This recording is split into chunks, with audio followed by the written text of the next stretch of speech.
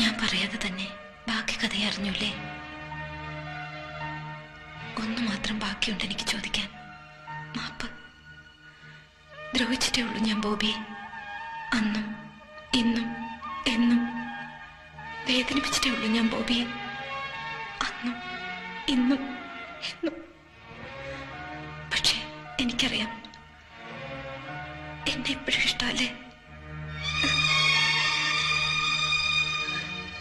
എന്തൊക്കെ സ്വപ്നങ്ങളാണ് നമ്മൾ ഒന്നിച്ച് നെയ്തത്.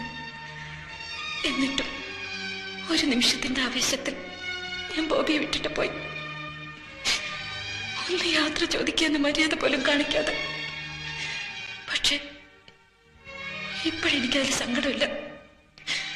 നമ്മൾ ഒന്നിച്ച ശേഷം, നമുക്കൊരു കുടുംബം ഉണ്ടായ ശേഷം ഞാൻ പിരിഞ്ഞു പോയിരുന്നെങ്കിൽ അതിൽ നല്ലതല്ല ഇത്. ഇപ്പോഴും ഇഷ്ടമെന്ന് പറഞ്ഞതുകൊണ്ടാണ് ഞാനിതൊക്കെ പറയുന്നത്.